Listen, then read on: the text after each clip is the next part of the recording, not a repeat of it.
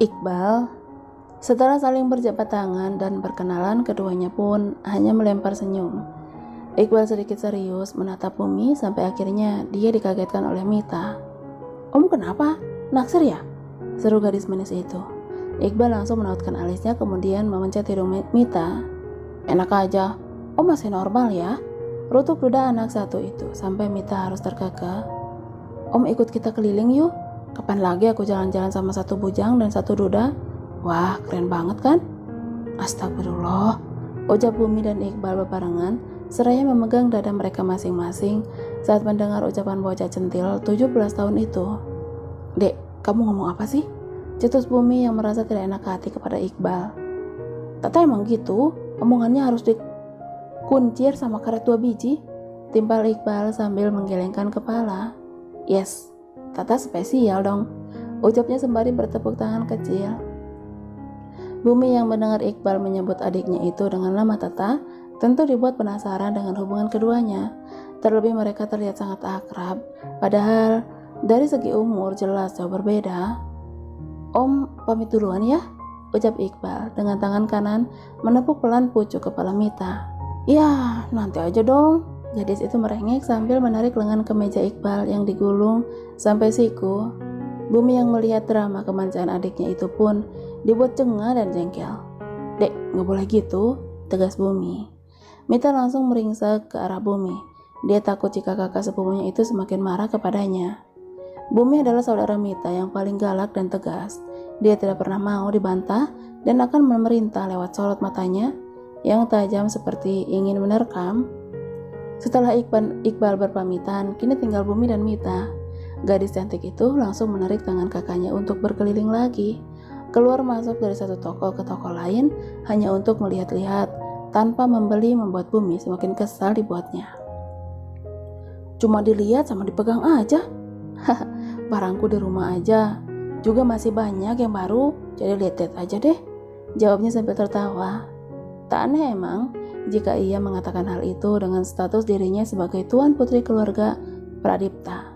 Sudah bisa dipastikan berapa kekayaan Mita di usianya yang masih belia. Daripada melihat kakaknya makin kesal, dia pun langsung menarik tangan Bumi ke stand es krim dekat eskalator. "Saya pesan 2 ya mas," pinta Mita dengan ramah pada seorang pelayan. "Baik, tunggu sebentar ya." Mita hanya mengangguk pelan, kemudian bergelayut manja di lengan Bumi, membawa pemuda dingin itu ke salah satu meja kosong. "Kak, senyum dong," godanya dengan wajah dibuat sangat menggemaskan. "Gak ada, senyumnya habis," cetus Bumi malas. Mita lalu mencapikkan bibirnya. Dia kesal, tapi juga lucu dengan sikap Bumi, yang menurutnya sangat berbeda, apalagi dengan kakak sepupunya yang satu lagi yaitu Air. "Bapak-bapak tadi siapa?" tanya Bumi. Dia masih dibuat penasaran dengan sosok pria yang baru dikenalnya tadi. "Bapak siapa?" Mita balik bertanya. "Yang tadi, Om Iqbal." "Oh," jawabnya karena ada pelayan yang membawa pesanannya. "Om Iqbal asistennya Dedi, tapi sekarang udah enggak lagi. Udah setahunan ini kayaknya deh," jawab Mita. "Kenapa?" "Karena Om Iqbal itu duda keren." Sabtu sore, Iqbal pulang ke rumah orang tuanya. Hal yang rutin ia lakukan semenjak sang istri meninggal setahun lalu. Dia lebih memilih menitipkan putri semata wayangnya itu pada Ambu dan Abah, ketimbang menyewa babysitter di rumahnya untuk mengurus Nisa. "Assalamualaikum." Iqbal terus mengetuk pintu sambil mengucapkan salam. Rumah sederhana namun asri itu terlihat begitu sepi. "Waalaikumsalam," ceklek. Kayangan membuka pintu dengan pelan. Wajahnya menunduk seperti biasanya jika bertemu dengan Iqbal. "Sepi banget, pada kemana?" tanya Iqbal setelah masuk dan duduk di kursi ruang tamu. "Nisa sama Ambu ke pengajian, ada acara di masjid, sedangkan Abah lagi ada urusan," jawab Hujan yang berdiri sedikit jauh dari duda beranak satu itu. "Duduk," titah Iqbal. "Hah? Kamu duduk, saya mau bicara," titah Iqbal sambil menunjuk satu kursi di hadapannya. Kayangan langsung menurut dengan pelan. Dia berjalan menuju kursi yang ada di depan Iqbal. "Kakimu masih sakit?" "Iya, masih sakit dan sering ngilu," jawab Yayang. Saya sudah menghubungi salah satu dokter di kota ini. 1 jam lagi kita ke sana untuk melakukan pemeriksaan. Lekaslah sembuh, ucap Iqbal sambil bangun dari duduknya. Cepat bersiap, jangan buat saya menunggu. Tukasnya lagi lalu pergi menuju kamarnya. Dada Kahyangan begitu berdebar. Hampir sebulan dia mengenal Iqbal, tapi tidak sekalipun dia berani menatap kedua manik mata pria itu. 1 jam berselang, keduanya benar-benar pergi menuju salah satu bangunan 2 lantai di pusat kota. Iqbal membantu Yayang naik dan turun dari mobil sebelum gadis itu berjalan sendiri menggunakan tongkat. Selamat sore, sapa salah satu perawat saat Iqbal menghampiri meja resepsionis. Iya, selamat sore juga. Saya sudah ada janji dengan Dr. Ridwan. Ada, jelas Iqbal sopan. Ada, sudah ditunggu di ruangannya. Mari silahkan ikut saya. Iqbal dan Kahyangan berjalan mengekor di belakang seorang wanita berpakaian serba putih itu. Iqbal berjalan pelan karena harus menunggu Yayang nampak kesulitan. Mau pakai kursi roda? Enggak usah, kamu duluan aja, nggak perlu menungguku, jawab Kahyangan. Keduanya masuk ke dalam ruangan dokter setelah suster tadi mempersilahkannya. Kahyangan dan Iqbal disambut baik yang memang sudah sangat ditunggu kehadirannya. Setelah berbasa-basi, kini Kahyangan diminta untuk berbaring ke atas berangkar untuk diperiksa. Sudah ada 2 perawat yang siap membantu jalannya pemeriksaan yang dilakukan oleh Dr. Ridwan. Iqbal yang berdiri tidak jauh dari Kahyangan terkadang ikut meringis saat kaki gadis itu disentuh. Dia bagai bisa merasakan apa yang Kahyangan rasakan. Usai pemeriksaan, Iqbal pun dengan sangat serius mendengarkan Dr. Ridwan tentang hasilnya. Iqbal hanya sesekali tersenyum sambil mengangguk paham. Terima kasih dokter, kami pamit dulu, ucap pria dewasa itu seraya bangun dari duduknya. Sus, bisa ambilkan kursi roda? Pinta Iqbal pada salah satu perawat yang langsung diiyakan. Setelah apa yang diinginkan datang, Iqbal pun langsung membantu Kahyangan naik kursi roda, kemudian mendorongnya sampai ke parkiran mobil. Maaf ya, ucap Iqbal saat keduanya sudah masuk ke dalam mobil. Untuk apa? Kecelakaan yang menimpamu karena kelalaian apa? Kahyangan menoleh, dia melihat manik mata Iqbal lebih hangat dari biasanya. Tidak apa, aku sudah ikhlas, saut Kahyangan setelah menarik napas dalam-dalam. Minimal dalam waktu 6 bulan kakimu baru akan sembuh, dan selama itu kamu harus bergantung dengan tongkat. Apa kamu sanggup? Tanya Iqbal sangat merasa bersalah. Apa jika aku tidak sanggup semuanya akan berubah? Tidak kan? Aku hanya terus berusaha menerima semua ini. Ada begitu banyak kejutan yang diberikan Tuhan setelah kecelakaan, termasuk mempertemukan aku dengan kalian. Ambu, Abah, dan Nisa sangat baik kepadaku. Terima kasih, ucap Kahyangan dengan senyum manis yang sudah sangat lama tidak ia berikan kepada siapapun. Kenapa kamu begitu yakin pada kami? Bahkan mengenal pun tidak sama sekali. Cetus Iqbal kembali pada sifat angkuhnya. Entahlah, Iqbal tidak meneruskan lagi perbincangan mereka. Dia langsung menyalakan mesin mobil untuk kembali ke rumah.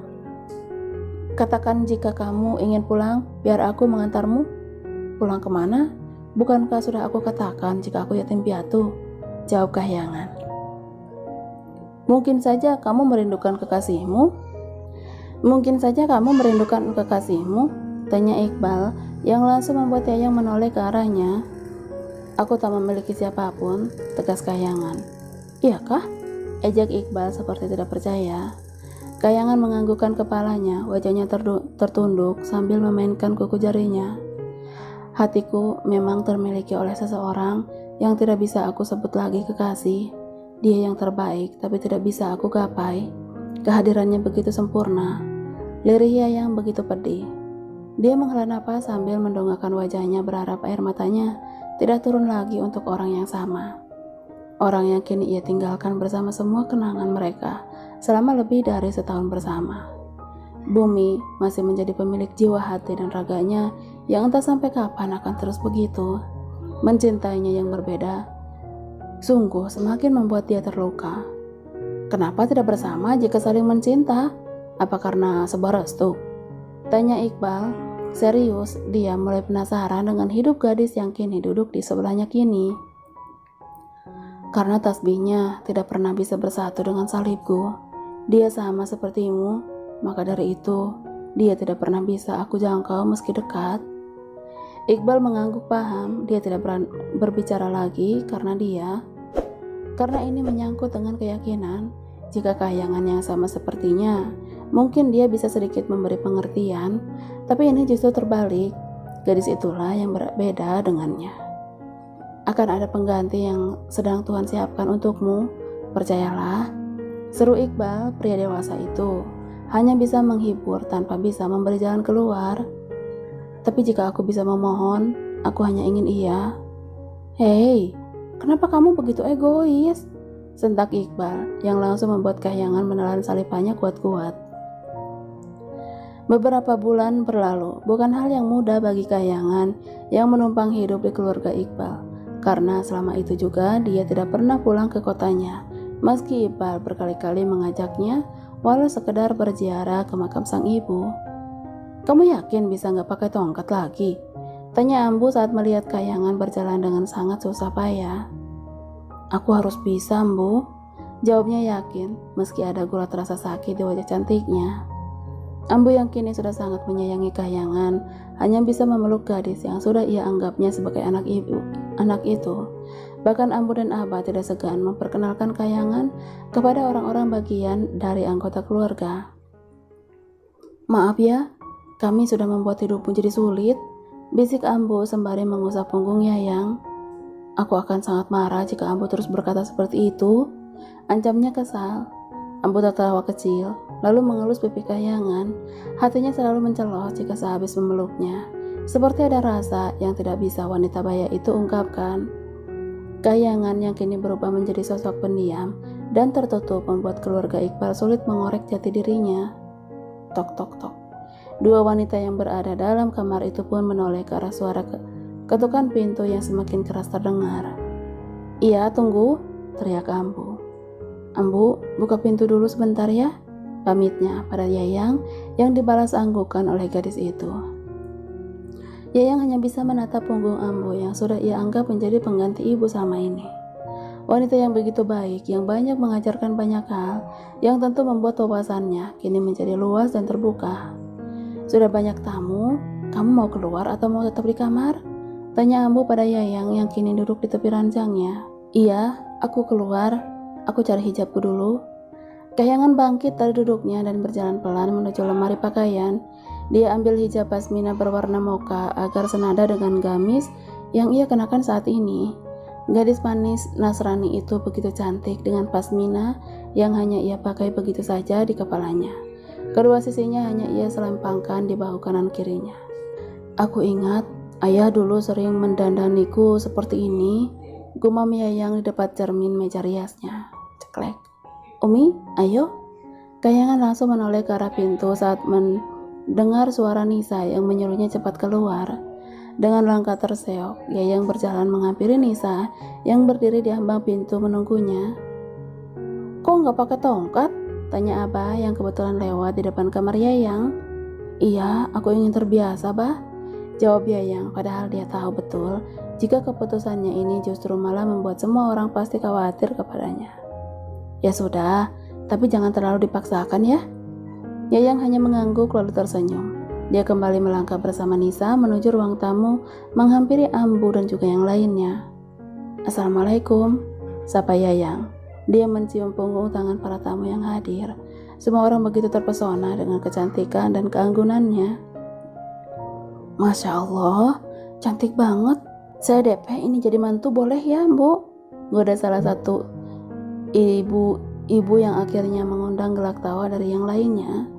Hatinya masih milik orang lain, jawab Ambu sambil melirik ke arah Yayang yang tertunduk malu. Bangga banget pastinya pria yang menjadi jodohnya Yayang ya. Semoga dia soleh, baik hati, dan bisa menjadi imam di keluarga. Timpal yang lainnya yang langsung diaminkan oleh semuanya. Kahyangan hanya bisa menunduk.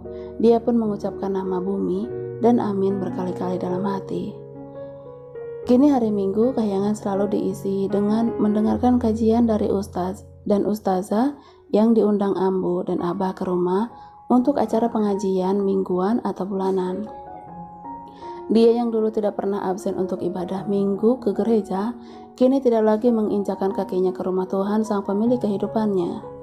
Bukan tidak mau, tapi dia ragu ke sana dengan kondisinya sekarang, meski Abah atau Iqbal sering menawarkan diri mengantarkan ke gereja. Tapi Yayang memilih membaca Alkitab di kamar atau sekedar berdoa, mencurahkan isi hatinya. Kamu tak bisa apa-apa tanpa Allah, tapi kamu bisa meraih segalanya dengan izin Allah. Satu penggalan kalimat yang begitu membuat hati Kahyangan berdesir. Dia raih tangan halus Ambu yang sedang memegang tasbih untuk ia genggam dengan lembut. Ada apa? Tanya Ambu. Gak apa-apa, jawabnya dengan senyum yang dipaksakan. Keduanya kembali mendengarkan tausiah yang diberikan ustaz muda yang cukup terkenal di kota tempat tinggal mereka hingga selesai. Acara pengajian pun berakhir dengan doa bersama dan setelahnya makan bersama mencicipi hidangan yang disediakan keluarga Abah dan Ambu. Masya Allah, rasa kuenya nikmat sekali, puji ustaz itu. Iya, buatan anak saya, jawab Abah. Oh, Abah punya berapa putra dan putri? 1 putra dan 1 putri, jawab Abah lagi. Yang dimaksud putri di sini tentu Kahyangan. Kahyangan hanya bisa tersenyum sambil menunduk. Betapa bahagianya ia saat Abah mengenalkannya pada semua orang sebagai putri atau adik dari Iqbal. Satu hal yang tidak pernah ia rasakan semenjak ayah meninggal belasan tahun silam. Apa untuk putri Abah sudah ada calonnya?